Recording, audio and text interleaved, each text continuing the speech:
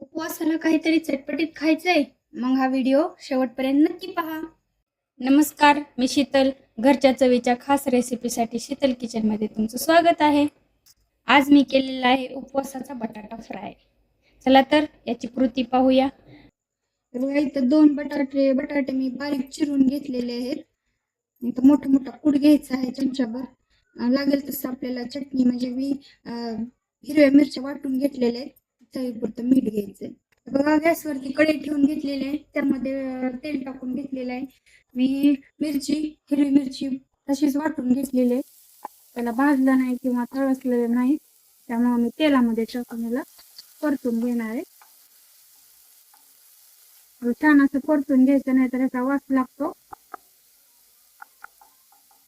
हे बघा, आपली मिरची तळसून झालेली आहे, तर मी बटाटे ह्यामध्ये टाकून घेते. हे उपवासाचा असल्यामुळे याला कांदा, लसूण किंवा जिरे मोहरी टाकलेली नाहीये मी. हे बघा, हे खूप छान लागते बटाटा फ्राय.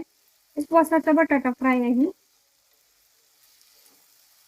उपवासाला रोज रोज त्याच गोष्टी खाऊन कंटाळा आलेला असतो. शाबू, भगर, बाकीचं काही नसते. त्यामुळे अशा पद्धतीनं वेगवेगळ्या पद्धतीनं काहीतरी करून खायचं.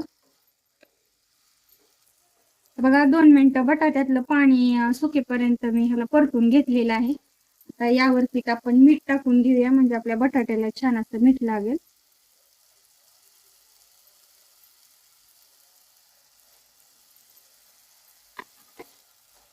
आता सगळं मीठ एकजीव करून घेऊया सगळ्या बटाट्यांना.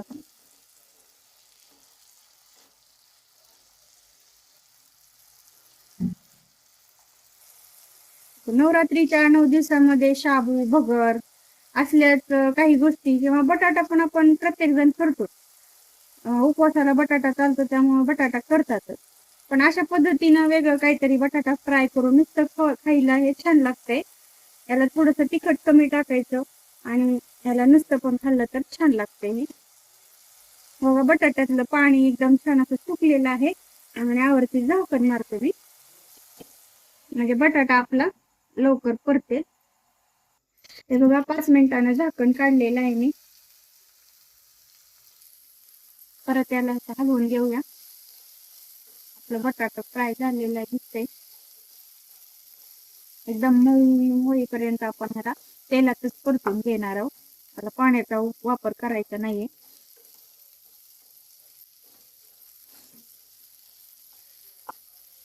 हलवून घेतलेला आहे.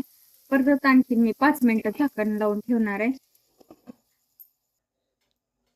हे बघा, आपला बटाटा फ्राय झालेला आहे. तर यामध्ये आपण शेंगदाण्याचं कूट टाकून घेऊया. मला मस्त असं एकजीव करून घेऊया. डिस्क्रिप्शन मध्ये स्वस्तात मस्त अशा वस्तूंची लिंक दिलेली आहे, त्या चेक करा.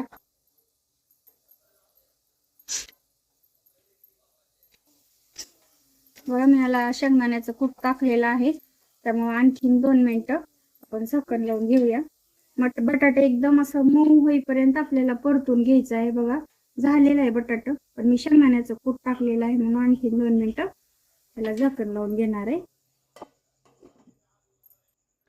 हे बघा, आपला तयार झालेला आहे बटाटा फ्राय. बिना पाण्याचा एकदम छान मऊशार असे बटाटे आपले तयार झालेले आहेत.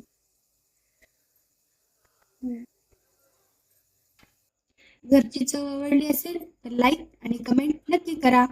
आईच्या हातची चव, घरगुती रेसिपी आणि खास टिप्स पाहण्यासाठी आमच्या चॅनलला सबस्क्राईब करा व बेल आयकॉन प्रेस करा, म्हणजे नवीन व्हिडिओची सूचना सर्वात आधी तुम्हालाच मिळेल.